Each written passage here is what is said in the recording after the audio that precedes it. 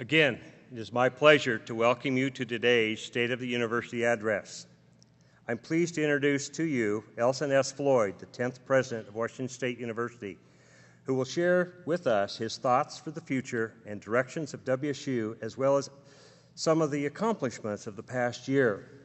In his 2.5 years at the helm, he has set in motion initiatives that are strengthening WSU's research and economic impact, enhancing the education and campus experience of WSU students, and improving the facilities and technologies infrastructure that supports WSU's mission and goals. A dynamic and visionary leader with high aspirations for our university, President Floyd has led us through the time of serious challenges with his sights firmly focused on the excellence of our teaching, research, and public service endeavors. He believes deeply in Washington State University as one of the nation's premier land-grant universities, plays a vital role in the social and economic vitality of Washington and the world. He inspires us all to fulfill and reach those goals. Join me in welcoming President Elson S. Floyd to present his third State of the University Address.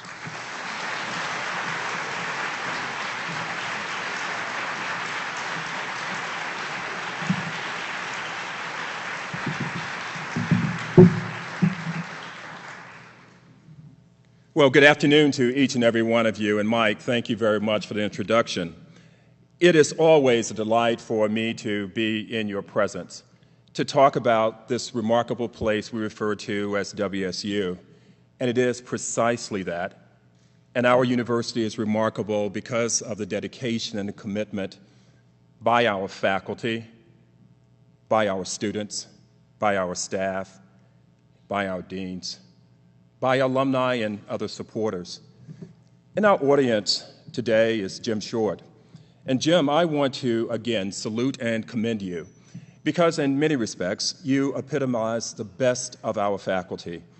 And it was my delight to be part of the ceremonies 2 weeks ago in which we rededicated Wilson Hall, which is now Wilson Short Hall. Join me in recognizing Jim.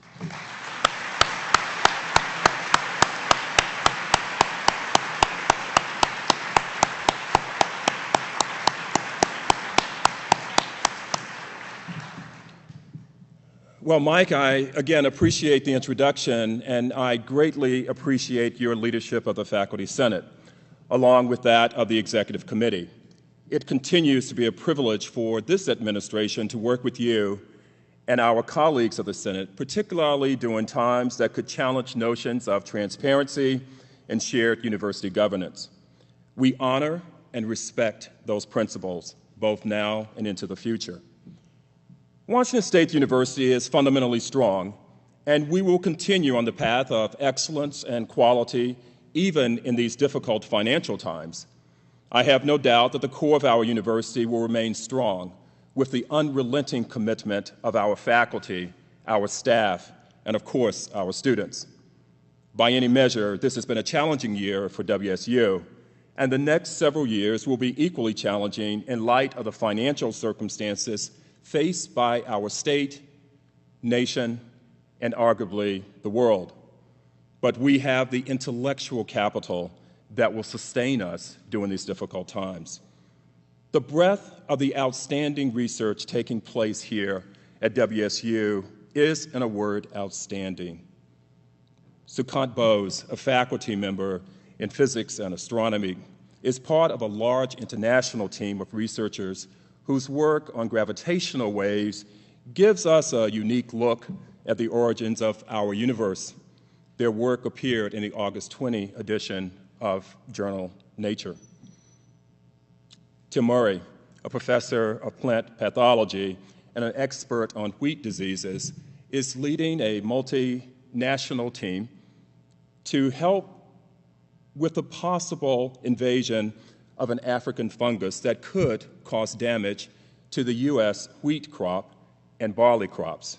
The research of WSU psychologist Marian Edgecombe is one example of the excellence of our university. Her groundbreaking work is providing new insights into every aspect of memory. Professor Steve Shepard is helping to unlock the secrets of colony collapse disorder, the mysterious disease that has threatened bee populations nationwide.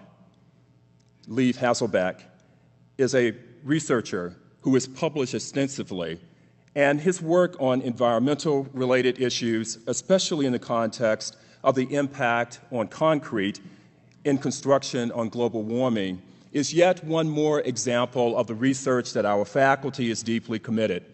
You know, I can stand in front of you and highlight the research that our faculty do at our university ad nauseum. The reality is we have amongst us some of the best researchers imaginable, and we're adding to your ranks, and we will do everything that we possibly can to support and sustain you in your research, in your scholarship, in your work. You know, that's what the great research universities are all about. It's about taking the research that our faculty is engaged in into the communities in which we serve. And our university understands the importance of making a real difference in the lives of Washingtonians first and foremost. And as I've said on any number of occasions, if we do that appropriately, we're making an impact not only in our state, but we're making an impact nationally, and we're making an impact globally. And that's what we want you to do. And we also want you to be the best and brightest in your classrooms. As you attract the best and brightest students that our university has to offer, and to our students in the audience, I want you to understand that you will indeed have a world-class education here at WSU. We are deeply committed to your success. We're equally committed to your future. You see, because we're going to have to depend on you, whether you go into our classrooms or research laboratories, or whether you go into other aspects of the world of work. And it's our obligation, albeit our responsibility, to do everything that we possibly can to prepare you in that way. Research and graduate education remain vital parts of the importance of our university. Overall, grant proposals have grown from $558 million to $724 million in the past fiscal year. Our graduate education has taken a significant step forward with the receipt of grants from the National Science Foundation that will provide $6 million over 5 years for approximately 60 new doctoral students to conduct cutting-edge research. The funding is NSF's flagship integrative graduate education and training program. The grants lift our graduate and research programs to a new level, elevating our status among the elite graduate and research programs in the United States. Howard Grimes has developed a very robust international stimulus plan that includes a new proposal development unit. Let me be clear. Graduate education remain our highest priority in full and complete unison with research. That is what we do, and that is what we are good at. And we're not going to do it at the sacrifice of our instructional activities. And so how I see the world at Washington State University is abundantly clear. We're going to have the researchers in place to engage in cutting-edge research, and we're going to have the graduate programs that will attract the next generation of students, and we're going to have the undergraduate programs of uncompromised quality, because you deserve nothing less. Yesterday, we were proud to announce that Washington State University research teams have been awarded more than $15 million by the U.S. Department of Agriculture, grants aimed at specialty crops such as tree fruit, wine grapes, and potatoes. Connors researchers have received nearly 1/3 of the $47.3 million that will be awarded nationally. Dan Bernardo, I thank you and your team for the leadership that you provide. There is no doubt that our College of Agriculture is better because of your collective leadership of your team and of your researchers and scholars. This is a new competitive grant program, you see, and our success was based on the resolve of our faculty, plus the commitment of our federal delegation. It is about taking the intellectual capital that we have within our faculty, merging that with the priorities that our federal government is faced with, in unison with members of our federal delegation. And that's a recipe for success. And that, in large measure, is why it was successful. But it was equally successful because of the various commodities groups that we have. You see, it's all about the forging of partnerships and collaborative relationships, and we've been doing that each and every day. On the enrollment front, this fall we ushered in the second largest class and the most diverse entering class Washington State University has ever seen. The 3,372 students in the entering class here in Pullman is second only to the record-breaking class of last year. We believe we have stabilized our enrollment patterns across all of our campuses, and we predict that we will experience stable enrollments at the undergraduate level here in Pullman, growth at the graduate level, continued professional growth in Spokane, undergraduate increases in Tri-Cities, and undergraduate and graduate increases in Vancouver. It is worth noting that the view of the demographics in our state, and especially those demographics in the Tri-Cities area, will lead us to the conclusion that it is important for WSU Tri-Cities to continue to make investments in all of the students who attend that campus, but especially the Hispanic population that continues to grow. Right now, at our Tri-Cities campus, in this past entering freshman class, 14% were minority students.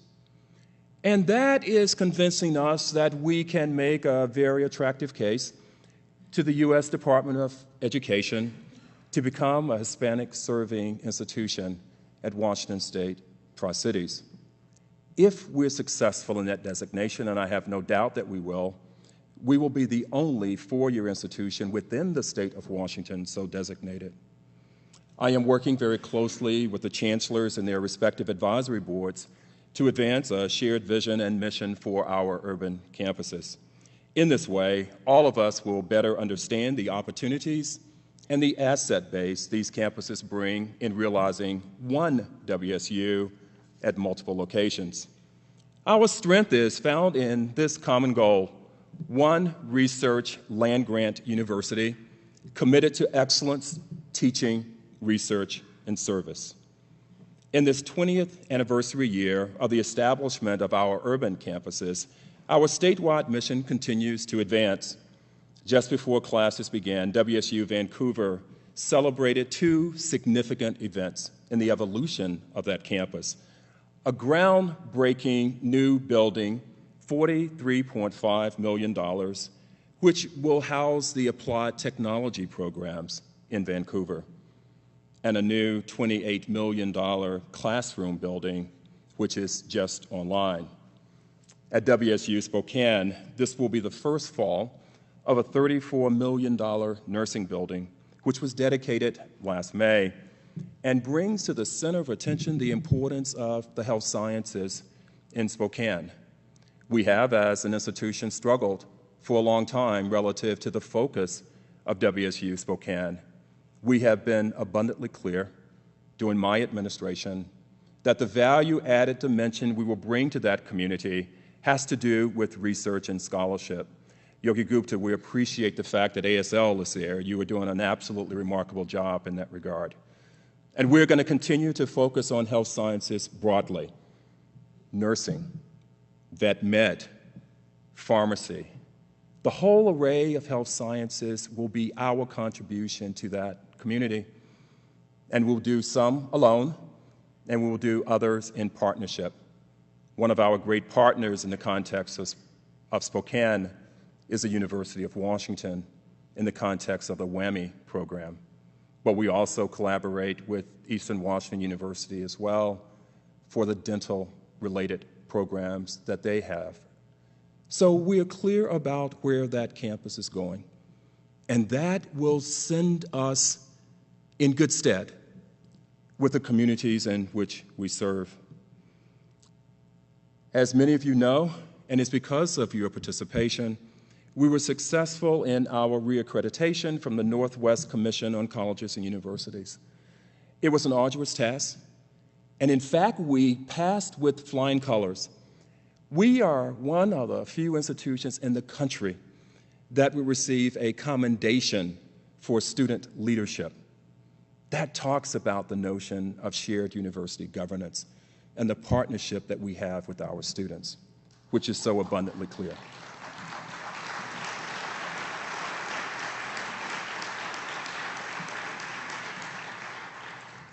WSU was named among 119 national universities and colleges that was recipient of the 2008 Community Engagement Certificate from the Carnegie Foundation for the Advancement of Teaching. We are grateful for that designation. We have but to trace our heritage back to 1890, when we were founded as a land-grant institution. And we understood, first and foremost, the connection that we must have with the communities in which we serve. And we have relied very heavily on our extension offices to provide that connection to all of the counties that we serve in this state. I want to commend that team for all that you have done in putting applied research in the communities that are so much a fundamental part of our state. And I recognize the fact that our extension programs took a very big hit during the last budget reduction. And I also understand the resulting hit that many of our offices took in the context of local funding. I'm here to tell you that extension is a significant priority of our university. It is our responsibility and obligation to continue to nurture and support and sustain that. And we're going to do it in full and complete partnerships with the communities in which we serve. And that is how our extension programs will emerge into the future. It is a distinguishing characteristic of our university compared to any other institution in this state. And we take that obligation and that responsibility seriously. It is one of our most significant assets, and we're going to continue to work to advance the mission of what happens in all of our counties as measured through WSU Extension. This spring, the WSU Foundation launched a unique philanthropic website that may be the first of its kind in the world. It is a website that is really focused on letting faculty and students and staff and others who are interested in making contributions to Malawi do it through what we call ripple effect. You can merely get online, log in, and make a donation or a contribution towards Malawi in that regard. It is what universities are supposed to do, you see, because sometimes living here we fail to understand that in so many developing countries, they simply will not have the assets that we have. And there in Malawi, one cow will make a huge difference for an entire family. And you can get online, and you can log on, and you can buy that cow for a family there. And that's what we're supposed to do, you see. We're supposed to take our research and our scholarship, not only here, but abroad, and making a difference in the improvement of the quality of life. And that is what we do as an institution.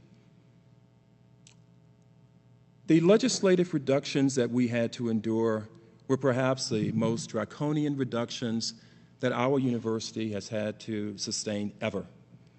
And this was the worst budget, arguably, since the Great Depression. And we've come out of it reasonably well. The reason we did not come out better than we perhaps could have ordinarily is because as an institution, it's important to recognize that some 82% of our budget is personnel-driven. And so in order to balance our budget with a $54 million reduction, it was going to require that we reduce our workforce. And regrettably, we had to eliminate some programs. We had to eliminate some services. We had to eliminate some degree granting entities that we have within our institution as well in order to balance that. Work Bailey and I spent a lot of time on the budget, one of the most painful things that we've done. But we also made the decision that we were going to be true to the strategic priorities that you had in place. And we will continue to use the A2, P2 process to further the academic priorities of our institution. And why is that important?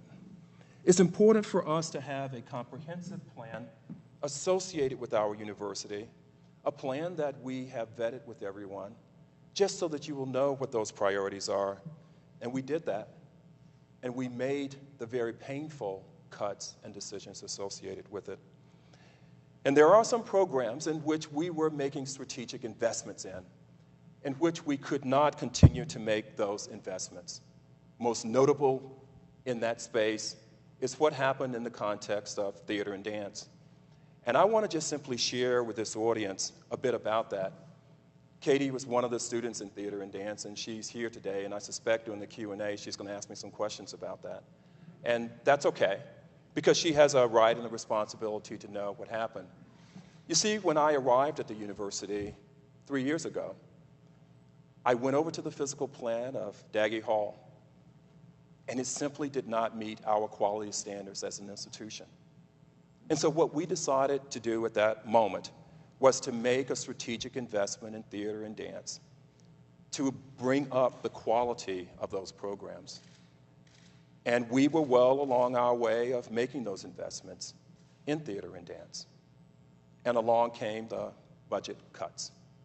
And we simply could not continue the investments that were required to establish the excellence that we needed as an institution. So we then had to make a decision. Do we have the resources to continue the investment? Is it acceptable to have a program that is not as strong as you expect and demand and require? And we felt that, no, it wasn't appropriate to do that. And so we had to eliminate the program into the future. We have an obligation and responsibility to our continuing students, and we will honor those responsibilities. We had to make some hard decisions in that regard in the context of German. Community and rural sociology was another program in which we had to make some very hard decisions. But you see, at the very end of the day, none of you in this audience would want us to water down everything that we do. And all of you would want to make those strategic priorities. And we made those very, very hard choices in that regard. Not easy, but the right thing for us to do. And we were one of the few institutions in this nation that responded to the fiscal crisis that's impacting our entire country in a very deliberate and strategic fashion. You see, when we created the A2, P2 process, we created it looking at the redeployment of existing resources. But we learned very quickly that we were not going to get new resources. And so we had to then use that plan in a slightly different way. It worked, but we had to lose some individuals as part of our family. But Cougs are resilient, and there is no doubt that we will be better as a consequence of our work and our activities.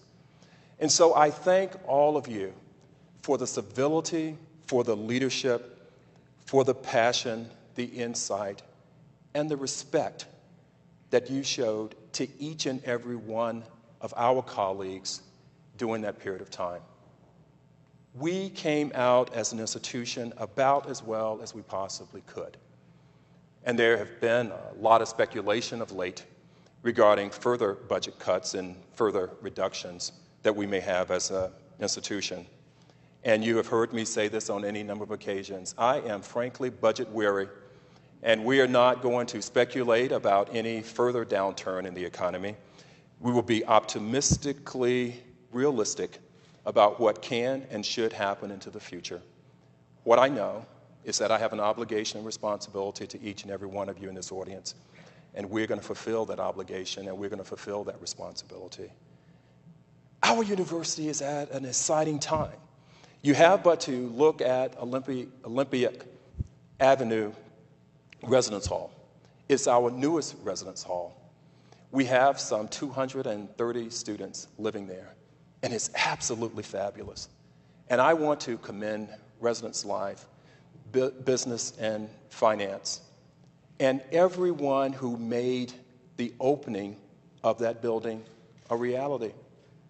Because it was a very short timeline that I gave Greg Royer and members of his team, it was some urgency for us as an institution to do exactly that. And it's a remarkable space. We have some 5 ports for every student there. And I was talking to a student most recently about the residence hall, and this student said to me, "Dr. Floyd, you made one mistake." And I said, "What was that?" She said, "You didn't include a swimming pool." If that's the only mistake we made, so be it. But it is a great, great facility, and it really does reflect the excellence of our university. It is high time now for us to have a comprehensive master plan at our university. It is a plan that needs to take into consideration issues involving water, sustainability, the environment. There is no doubt that as an institution, we can become a much greener campus, a much greener university. It's going to take the right people around the table to provide the right strategies for us to accomplish that. It's going to take a commitment on the part of our legislature to do exactly that. I am convinced with the right combination of individuals, we really can set the pace and we can set the tone associated with being a greener university. And we can do that in ways in which we do, as WSU always does, become the consummate leader in that regard. So, over the coming months, we will indeed assemble that group to help us develop a master plan that will sustain us in the next 50 years of our growth and our development as an institution. Many of you came to our campus this year to read stories about an assault on 3 students. And later on, you read the follow-up comments that all 3 circumstances were recanted. And in fact, there was a lot of speculation about how safe our campus is. And some of you were a part of the awful circumstances that occurred late last spring. It is high time for this administration, in absolute and complete lockstep with ASWSU, look at the issue associated with safety and security at Washington State University. Arguably, we are one of the safest institutions in this country, but the fact of the matter is that everyone should feel safe all the time. And so I am going to ask ASWSU, along with the Women's Resource Center, under the leadership of Taria Irwin, to pull together the appropriate individuals for us to begin to look at ways in which we can continue to enhance safety and security at our institution. We need to have more lights. We need to have more blue lights throughout our institution. Where they are based is a strategic decision, and we need to base that on input that we receive from our students.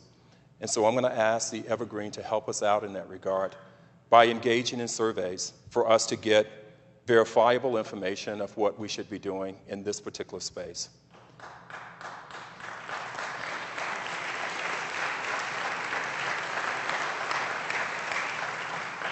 And to give you just proof positive of how committed we are as an administration, we will allocate from funds that were provided us by the legislature $100,000 to begin the deployment of new lights on our campus.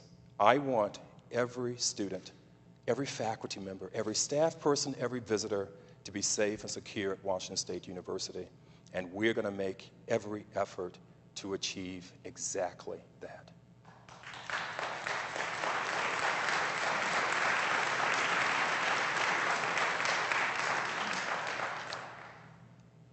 Tuition has been a subject of a lot of conversation. And as you know, the way that the budget was developed during the legislative session, tuition increased this current year 14%, and next year it will increase another 14%. We have to fix the tuition policy associated with our state. There is a group of individuals that are meeting right now with the legislature to come up with a rational, reasonable, predictable, stable way of determining tuition policy for our state.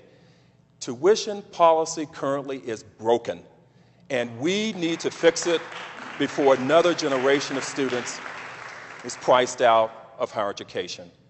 And we will indeed do it. And we're going to work hand in hand with the legislature to do that. There are some elements associated with the cost of education that's under our control. The provost and I have already made a decision in the context of special course fees that we will keep those fees to zero or nominal increase next year. The reason for it is because that's one more cost issue that our students will have to bear. And unless there are exceptional circumstances, you will not see any new increases in those special course fees that all of you pay as part of the educational cost that you must incur here at our university. This semester, I have the absolute unique pleasure of teaching a graduate course.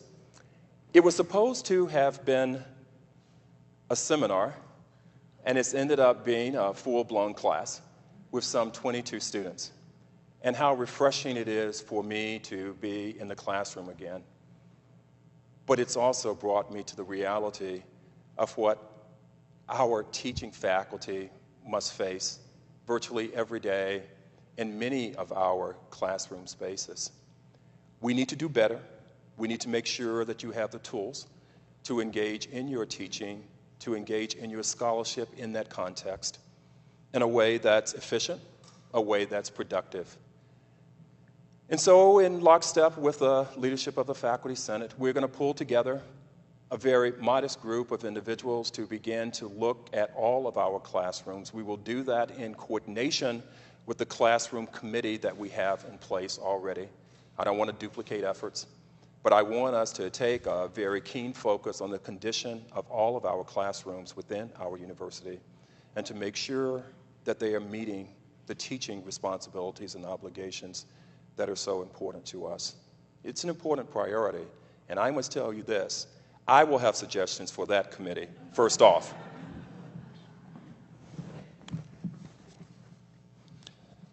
Our fundraising activities continue to move ahead, even at a time in which the economy is struggling.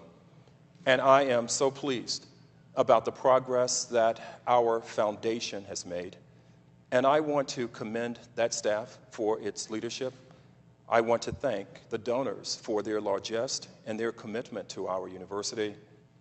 And I also want to recognize those faculty members through your scholarship and through your research that you've continued to garner grants and contracts at a record pace, and those have helped immeasurably in the context of our campaign. We have but to think of the incredible generosity of Linda and Jean Vorlin, a contribution that they made towards our chemical engineering program to provide endowed chairs and other support to that program and what's happening in that regard. And Jim, I want to thank you for the leadership that you continue to provide, Kimmy, as well. It is but one example of the difference that philanthropy can make in the growth of an institution. I have said on any number of occasions that an institution can indeed survive without philanthropy, but it cannot be world-class and it cannot be excellent without those contributions. And so many of us are working exceedingly hard to make that a reality. And we also want to make sure that the research focus that we have is in lockstep with where donors are desirous of making those investments. And we want to exercise uncompromised stewardship in that regard. Last year, we have raised about $1.6 million, even in the height of the economic downturn, which is hard to imagine, but we did that because we have an excellent product and people understand where we're headed as an institution. Over the last 3 years, we have raised $353 million, a remarkable amount of money.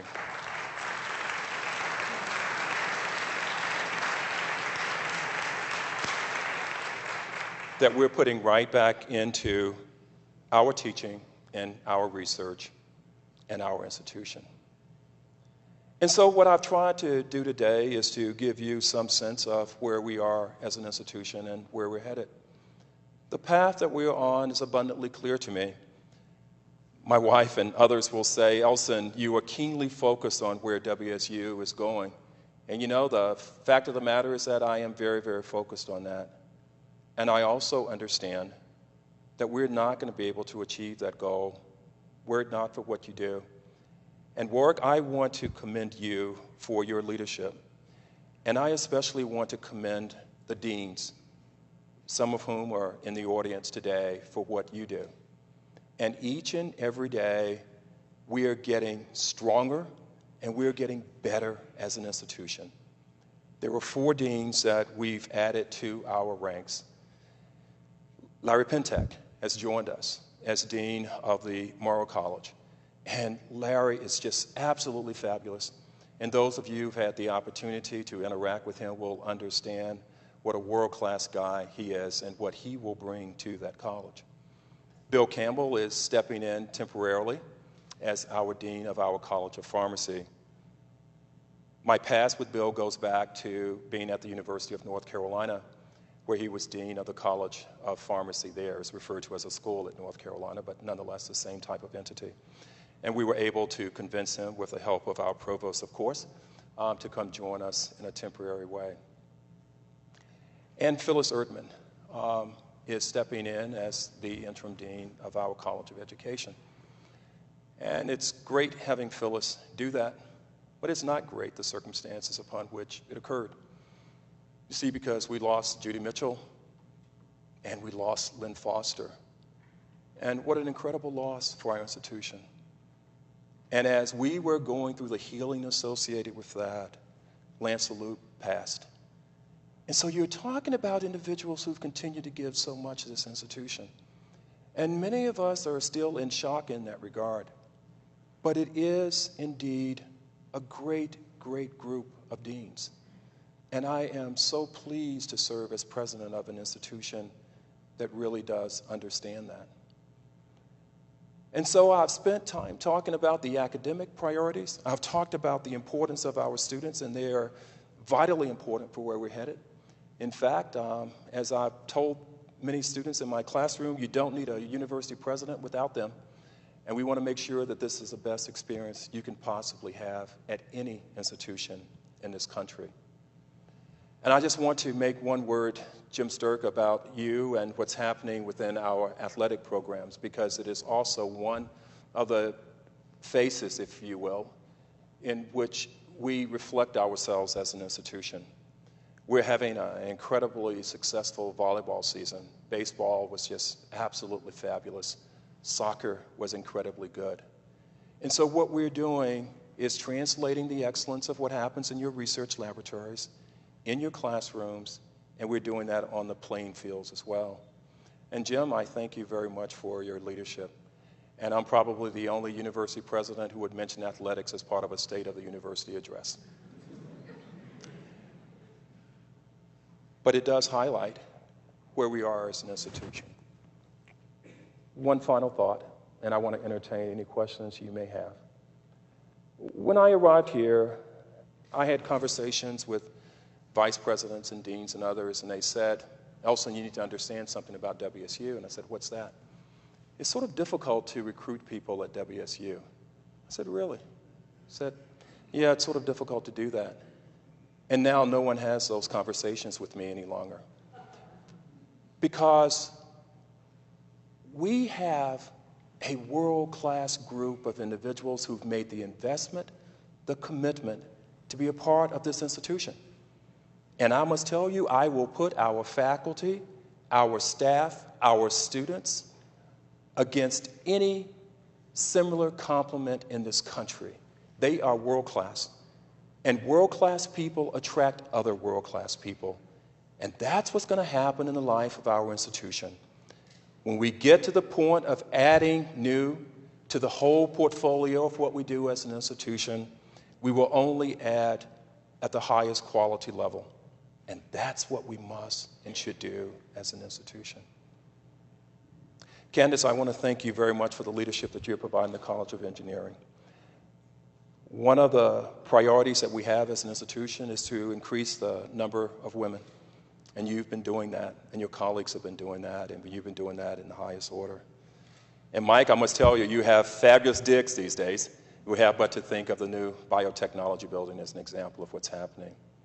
And Brian, I haven't mentioned global animal health, and I can't conclude any comment without mentioning global animal health and the leadership that you provide, and Terry and Guy and the whole team there. My point is very simple. This is a great world-class institution.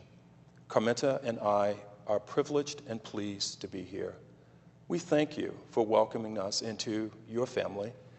We thank you for your commitment on behalf of our university, both now and what you will do tomorrow and the next day. We are stronger as a consequence. Thank you all.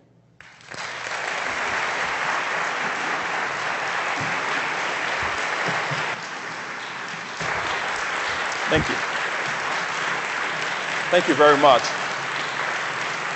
Thank you. It's very kind of you. Thank you very much. Thank you very much. Thank you all very much.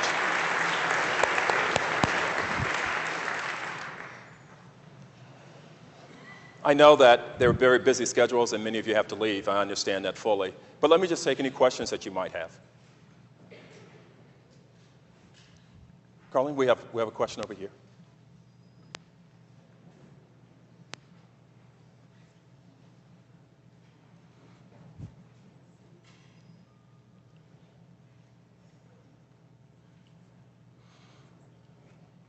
President Floyd, my name is Debbie, and I'm a DDP student.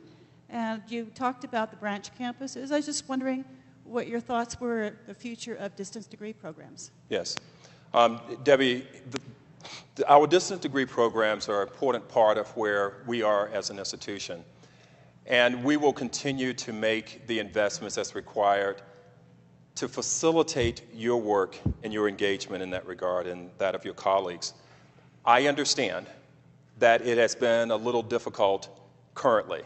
And I can also assure you that the provost and the team that we have in place, we're looking at ways of sort of easing that transition. Let me just give a context for those of you in the audience. We had throughout our state what we refer to as learning centers. And in many of our learning centers, it was a place in which many of our DDP students would actually go and engage in their instruction. And as part of the budget reduction, we have altered the learning centers in some instances, and we've actually closed some learning centers in others. We did not understand at the time what an unusual hardship that would provide for you and your colleagues. We now understand it better, and we are aggressively working to change that. So you are a very important part of our institution, and we thank you very much for engaging us in an electronic way. Thanks.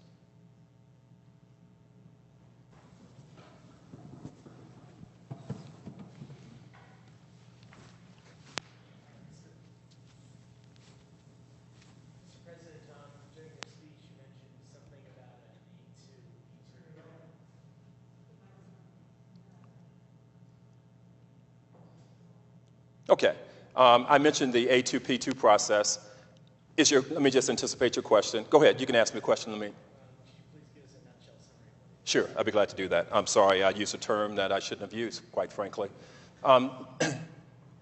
3 years ago, we engaged in a process that prioritized all of our academic programs, and we dubbed it A2P2. It's an academic prioritization process. And it was the way in which we were going to redeploy resources. That is, we knew that we couldn't be all things to all people, and we had to continue to invest in what we refer to as centers of excellence. And so we were redeploying resources from areas of lower priority towards areas of higher priority. And so that is the process that I made reference to in my formal remarks. Other questions?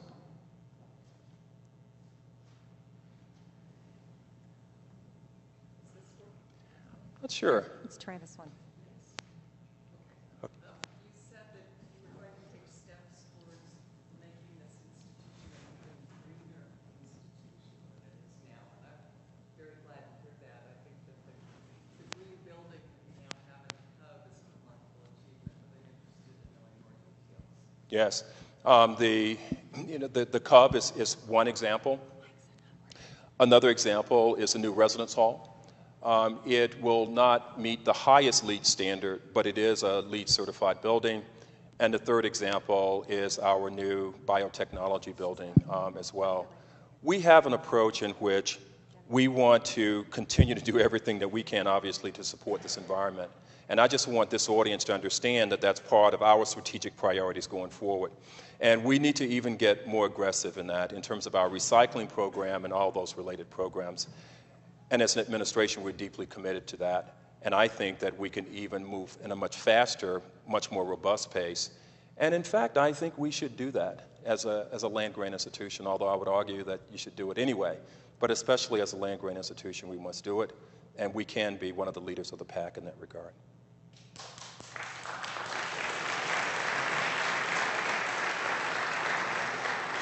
Thank you.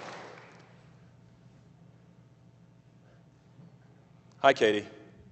Hey, my name's Katie Nutman. I'm the theater student that Dr. Floyd mentioned earlier. And my question is that I know the theater department's kind of gone as of yet. You mentioned lots of different kinds of research going on with concrete on the global warming process and things about wheat diseases. Can you update us a little bit more about liberal arts programs and what's going on, and perhaps how you plan to keep performing arts here on the campus despite the lack of a theater arts program? Sure. Doug Everson is a dean of our College of Liberal Arts. And under Doug's leadership, we're continuing to look at the full array of programs that we have, Katie, within the liberal arts. We are committed to making sure that we have not only the liberal arts, but the performing arts and the cultural arts. And so you may say, well, President Floyd, give me a very specific example of how you envision this into the future. We simply will not, based on every projection I have, to reestablish our theater and dance program, Katie. We just simply will not be able to do that. But that wasn't really what you were asking. You were asking, how do we have that presence? And I think we're going to have that presence in a fundamentally different way. You can see the huge investment that we've made in Daggy Hall. We're going to have many more groups coming to our institution.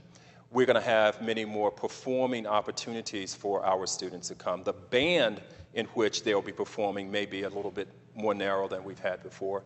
But let me just give you some very, very specific examples. It may be that you and others really want to make WSU the hub of Shakespeare, and we want to begin those performances as an institution. And so that will then become our raison d'etre. It will be how we will be recognized as an institution. I think we're going to have some very isolated, important pockets that will continue to advance the visual, cultural, and performing arts. We will also team up with the University of Idaho in a whole host of areas, but this is one of the ways in which we think that we can team up with them. Believe it or not, with the investment that we've made in our facilities, Katie, they actually eclipse the investment that has been made, or perhaps has not been made, at the University of Idaho. And they now would like to use some of our facilities, and in fact, we would want them to use some of our facilities in a way that's in collaboration with us to provide you and others the continual opportunity to do what you do exceedingly well. Other questions?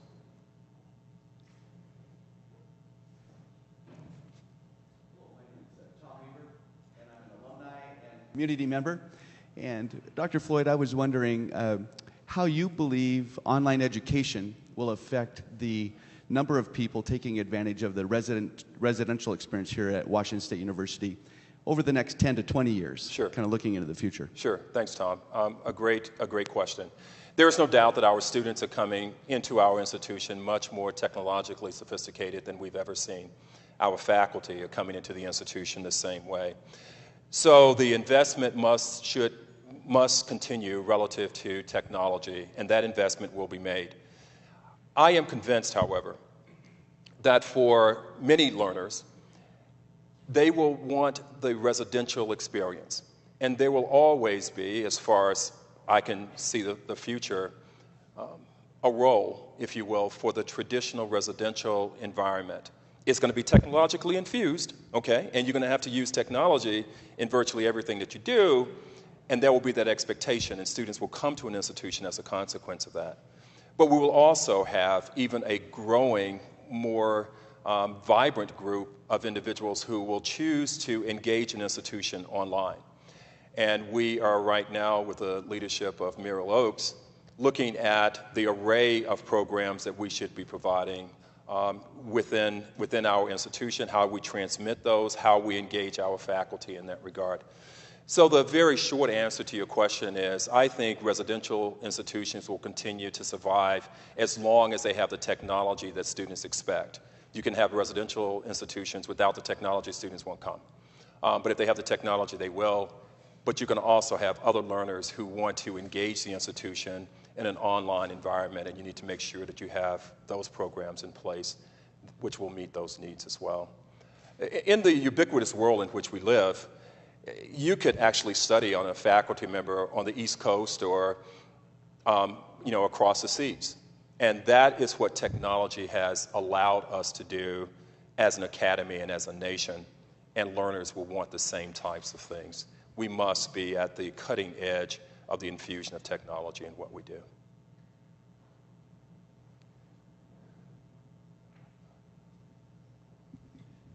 Hello, President Floyd. My name is Nathan Moore. I'm an undergraduate, a junior studying astrophysics, and I also recently got H1N1 flu while I was here. You did? I did, and I'm wondering, as the flu season and the winter approaches, especially within the close quarters of the dormitories, what's going to be done to help protect the health of WSU students? Yeah. You know, I want to commend our health and wellness services for their engagement. You perhaps read, like so many others, this national claim that Washington State University was, in their terms, ground zero in the context of H1N1. We weren't ground zero. What happened was we developed a website, talking about technology, we developed a website in which individuals could call in, and what the media did, no fault of the medias, frankly, what they did, they just tallied up all the individuals who called in, and all of a sudden it was 2,000 individuals with H1N1. I'm sorry that you received it, but what we've tried to do is to have health-related packets that we've distributed to students. We've also tried to be very mindful of the living accommodations, especially for students within residence hall, and the extent to which we could then relocate students who were desirous of doing that, we could. But one of the things that we found is that most students understood that it could happen, but they didn't believe they were going to get it, and they were okay if someone had it.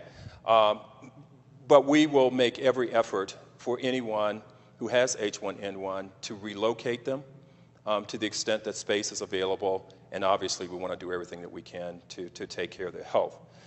We've also been very clear with our faculty, and they've been equally clear with us, that if anyone has H1N1, then they're excused from class and assignments and those types of things, so we've taken care of that piece.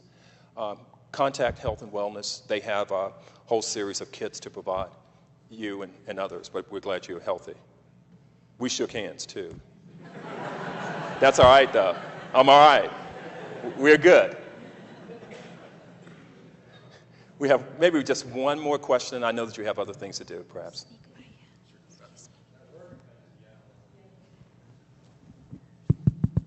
My question, I have two questions, one of which involves, I'm a civil engineering undergraduate student. I'm curious with our nation's sort of new fascination with infrastructure, rail, highways, all that stuff.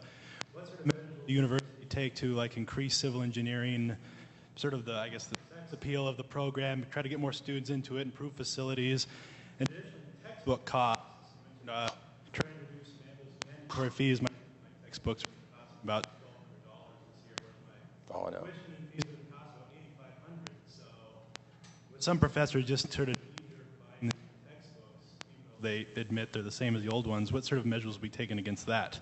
Okay.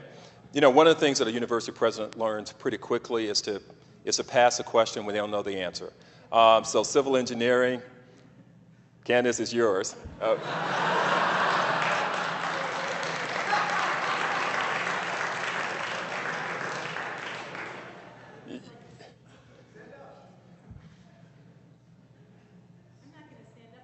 Okay. I'd like to say, though, I think civil engineering is very sexy. I'm in the civil engineering department. But in terms of increasing, I guess the interest in civil engineering has a lot to offer, especially now with infrastructure that was mentioned, but also in all kinds of efforts of sustainability in the environment. Civil engineering is front and center, and we are emphasizing those areas in the college and in civil engineering, so stay tuned. Stay tuned. Let's talk about books. The escalating costs of textbooks, unacceptable. Not a whole lot we can do as an institution, with the exception of the fact of making sure that our faculty would get the reading list earlier. So you're then not paying the enhanced shipping cost for late delivery of textbooks, et cetera. And we're working very closely with ASWSU in that context. And we're going to continue to do that. We had some preliminary conversations early during this fall semester for entering students. It would not help you in your civil engineering courses because they're too specialized. But for a great number of other students, Katie and others who are perhaps in the liberal arts, we'd had some preliminary conversations about trying to engage in a partnership with Amazon, who provides Kindle, or with Sony, who provides an electronic book as well, so that students then would have that as an opportunity. We haven't abandoned it, but we just simply have to factor that into all of the other costs that we have. You all have been very, very patient. I thank you very much. I ask that you just take a look at U.S. News and World Report for some of the considerable successes that we're making at our institution based on rankings. I know that many of you will poo-poo U.S. News and World Report, but we are doing quite well. International education under Eric's leadership in the College of Business is one of those. Writing across the curriculum is yet another. And generally within the institution, we were ranked in the most recent edition of U.S. News and World Report as the 52nd best institution in the country. And we moved up 4 places, as a matter of fact. And that's a tribute to all of you and what you do. Thank you very much.